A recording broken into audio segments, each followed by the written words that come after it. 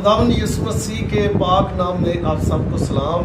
मेरा नाम पास्टर अरशद मसीह है और खुदा के कलाम मुक़द्दस में से आज हम ख़ानदानी यगानगत के बारे में सीखेंगे। खुदा के कलाम मुक़द्दस में लिखा है पैदाइश की किताब 2 बाब और उसकी 18वीं आयत से लेकर 24वीं आयत तक खुदा के कलाम की तलावत करेंगे। और खुदा ने कहा कि आदम का अकेला रहना अच्छा नहीं, मैं उसके लिए एक मददगार उसकी मानद बनाऊंगा। 21वीं आयत में लिखा है, और खुदा ने आदम पर गहरी नींद भेजी और वो सो गया और उसने उसकी पसलियों में से एक को निकाल लिया और उसकी जगह गोश्त भर दिया। और खुदा उस पसली से जो उसने आदम में से निकाली थी एक औरत बनाकर उसे आदम के पास लाया। और आदम ने कहा, ये तो अब मेरी हड्डियों में से हड्डी और मेरे गोश्त में से गोश्त है, इसलिए वो नारी कहलाएगी क्योंकि नर से निकाली गई है। इस वास्ते मर्द अपने माँ बाप को छोड़ेगा और अपनी बीवी से मिला रहेगा और वो एक तन होंगे। खुदा के कलाम के पढ़े और सुने जाने पर खुदावंद की बरकत हो, आमीन। आज हम खुदा के कलाम मुक़द्दस में से मियाँ बीवी के दरमियान यगानगत के वो दुश्मन अनासर कौन से हैं उस पर गौर करेंगे। आज जो हवाला हमने खुदा के कलाम मुक़द्दस से तलावत किया है उसमें खुदा जो है आदम के बारे में फरमाता है कि आदम का अकेला रहना अच्छा नहीं, मैं इसके लिए एक मददगार इसकी मानद बनाऊंगा। और खुदा जो है मुक़द्दस आदम के लिए खुद बीवी का इंतज़ाम करता है, खुद उसके लिए बीवी को लाता है। और कलाम मुक़द्दस में से हमने 21वीं आयत में पढ़ा है कि खुदा मुक़द्दस आदम पर गहरी नींद भेजता है और उसकी पसलियों में से एक पसली निकाल लेता है और उससे एक औरत बनाकर आदम के पास लाता है। आदम जब उसको देखता है तो कहता है, ये तो अब मेरी हड्डियों में से हड्डी और मेरे गोश्त में से गोश्त है और वो नारी कहलाएगी क्योंकि नर से निकाली गई है। इसी बुनियाद पर खुदावंद जो फरमाते हैं, इस वास्ते मर्द अपने माँ बाप को छोड़ेगा और अपनी बीवी से मिला रहेगा और दोनों एक तन होंगे। आप गौर करें, इन आयात के अंदर बहुत ही खूबसूरत यगानगत का भेद बयान किया गया है। और वो यगानगत है कि खुदा ने औरत को मर्द की पसली से बनाया है। और पसली से बनाने का मतलब यही है कि इंसान के साथ गहरी यगानगत हो, क्योंकि इंसान के बदन से हड्डियों को जुदा किया ही नहीं जा सकता। इंसान की जो हड्डी है वो इंसानी बदन को कायम रखती है। और आप अंदाज़ा कर सकते हैं कि खुदा ने एक पसली ली और उससे खुदा एक औरत को बना कर लाया। असल में खुदा नहीं चाहता था कि इंसान जो है अपनी बीवी से जुदा हो, इसलिए खुदा ने एक ही पसली ली और उससे एक ही औरत बना कर लाया। और खुदा ने उसके वजूद में से एक औरत को तैयार किया ताकि मर्द जो है औरत को अपना बदन समझे, अपनी हड्डी समझे और कभी जुदाई का तस्वर उनके दरमियान ना आए। और खुदा ने इसी बुनियाद पर खुदा जो है उनको मियाँ बीवी ठहराता है और इस रिश्ते को खुद कायम करता है। आप अंदाज़ा कर सकते हैं कि खुदा का ये अज़ली इरादा है कि मियाँ बीवी एक दूसरे से जुदा ना हो। खुदा इसी मंसूबे के तहत जो है ज़मीन पर मर्द और औरत को कायम करता है और इसे ज़मीन पर लाता है।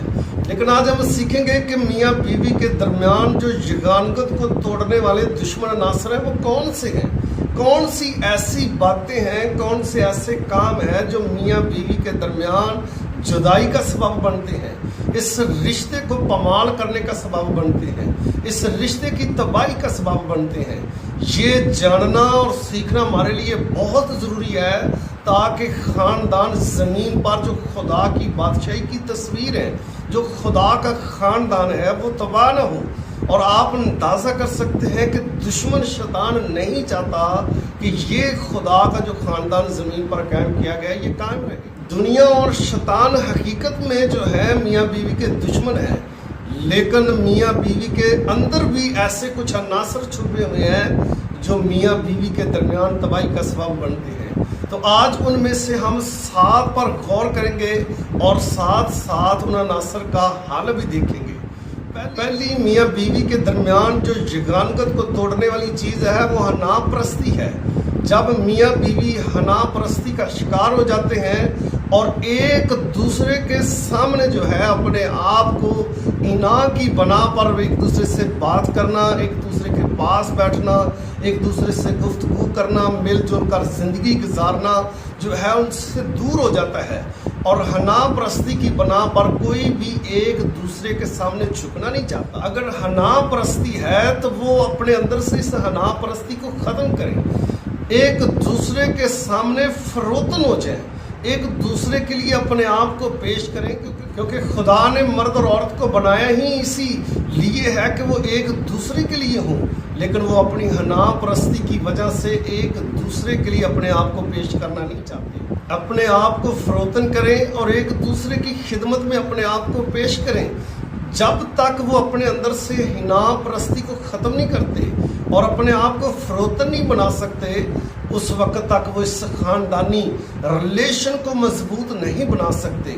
تو یہ میاں بیوی کے درمیان پہلی چیز ہے جو ان کی خاندانی یگانگت کو توڑتی ہے۔ دوسری چیز جو ہے وہ میاں بیوی کے درمیان مس انڈرسٹینڈنگ ہے۔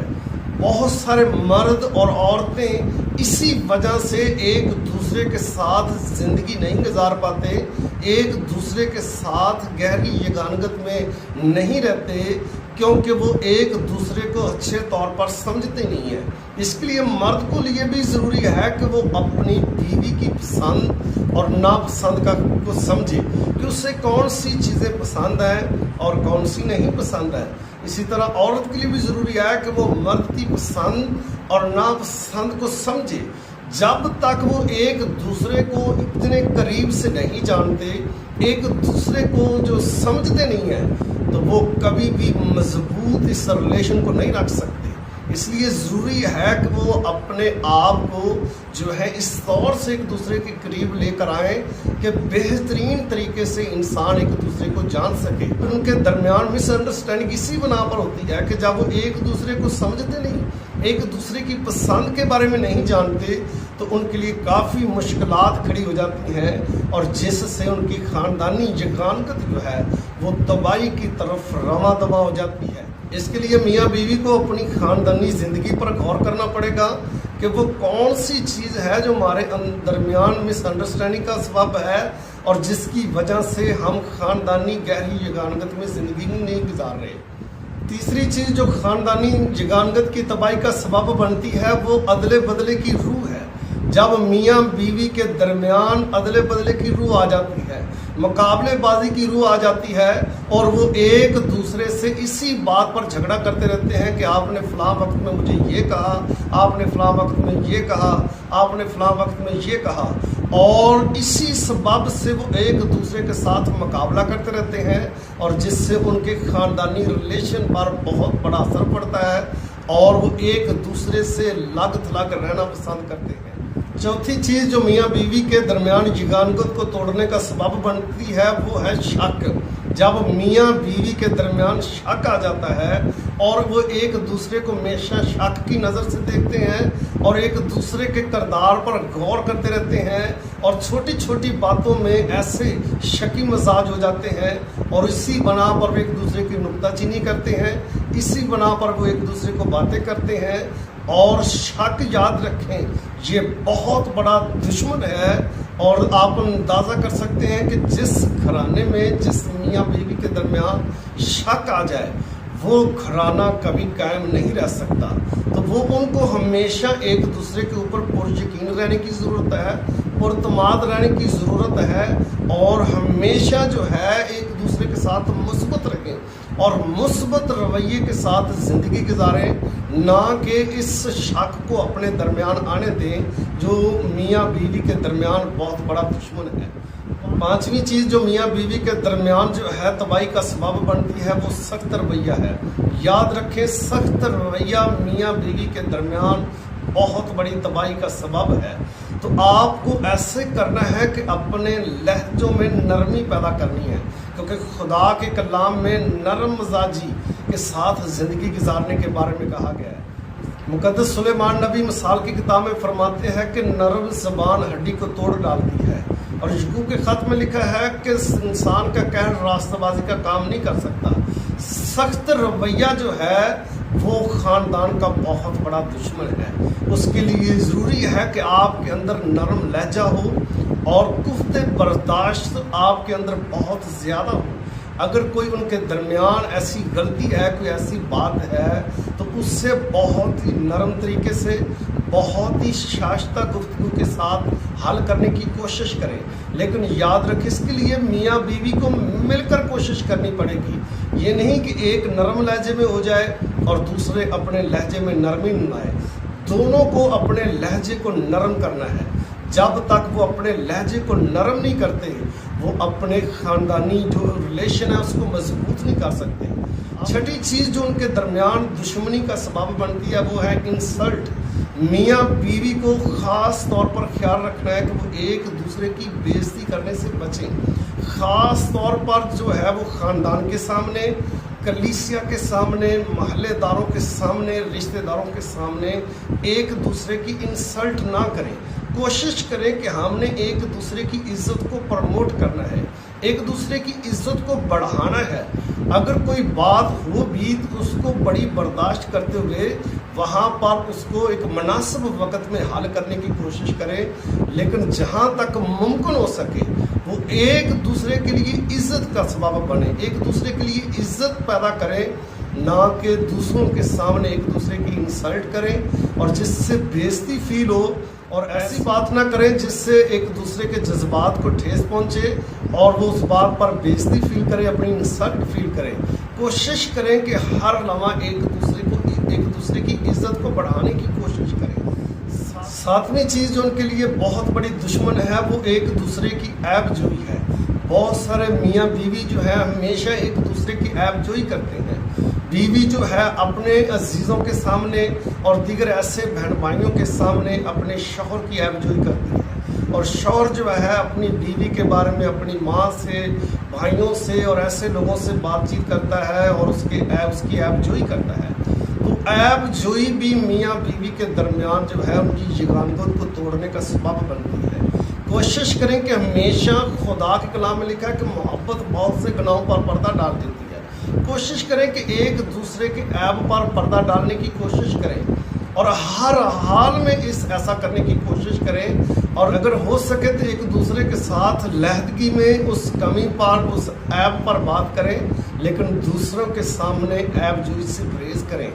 یہ سات وہ بہت بڑے دشمن ہیں جو میاں بیوی کے اندر ہی موجود ہیں اور اندر سے نکلتے ہیں اور میاں بیوی کے درمیان گہری یگانگت کی تباہی کا سبب بنتے ہیں۔ لیکن آخر میں یہ بات کہنا چاہوں گا کہ جب تک دونوں میاں بیوی اس پر کوشش نہیں کرتے اور ان دشمنوں پر غالب آنے کی کوشش نہیں کرتے، تب تک وہ مضبوط ریلیشن نہیں بنا سکتے۔ یہ نہیں کہ اگر عورت نے اپنے آپ کو ان دشمنوں پر غالب آنے کے لیے سر توڑ کوشش کیا ہے تو مرد اس بات کی پرواہ نہ کرے۔ اس کے لیے مرد اور عورت کو دونوں کو مل کر اس پر کام کرنے کی ضرورت ہے، اور ان دشمن عناصر کو جو ان کے اندر سے نکل کے خاندان کو تباہ کرتے ہیں، دونوں جو ہیں اس پر زور لگائیں کہ ہم نے ان دشمن عناصر پر غالب آنا ہے، اور خدا کے اس مضبوط منصوبے کو جس میں اس نے ہم دونوں کو میاں بیوی ٹھہرایا ہے، جس میں اس نے ہم کو خاندان بنایا ہے، ہم اپنے باپ، آسمانی باپ کی مرضی کے مطابق اپنے خاندانی ریلیشن کو بڑھائیں، کیونکہ آسمانی باپ جو ہے پیدائش کی کتاب کے 2 باب کی 24 آیت میں فرماتا ہے، اس واسطے مرد اپنے ماں باپ کو چھوڑے گا اور اپنی بیوی سے ملا رہے گا اور دونوں ایک تن ہوں گے۔ یہ وہ خاندان کی 3 بڑی باتیں ہیں جس سے خاندان کی بنیاد قائم ہے۔ یہ وہ آیت ہے جو خاندان کی بنیاد ہے جس پر خاندان قائم کیا جاتا ہے، اور اسی 3 باتوں کی بنیاد پر خدا نے مرد اور عورت کو جو ہے ایک رشتے میں باندھ دیا ہے۔ تو ضرور ہے کہ اپنے آسمانی باپ کے اس پاک منصوبے کو پورا کر کے زمین پر ایک روحانی اور ایک ایسا خاندان بنے جو خدا توقع کرتا ہے، کیونکہ خاندان ہی وہ خدا کا اصل میں گھر ہے جہاں سے خدا ایک مضبوط کلیسیا قائم کرنا چاہتا ہے، یہاں سے ایک عظیم بادشاہی کو جو ہے دنیا میں لے کر آنا چاہتا ہے۔ ایسا اس وقت ہی ہوگا جب میاں بیوی دونوں یہ چاہتے ہوں کہ وہ خدا کی پاک مرضی کے مطابق اپنے خاندانی ریلیشن کو بڑھائیں، مضبوط کرے اور ایک مثالی اور جلالی خاندان زمین پر تخلیق ہو۔ خداوند آج کے کلام سے ہم سب کو برکت دے اور توفیق بخشے کہ ہم اپنے ان دشمن عناصر پر جو خاندان میں تباہی کا سبب بنتے ہیں ان پر غالب آئیں اور زمین پر اپنے خاندان، اپنے ریلیشن سے اپنے آسمانی باپ کو جلال دیں۔ آمین۔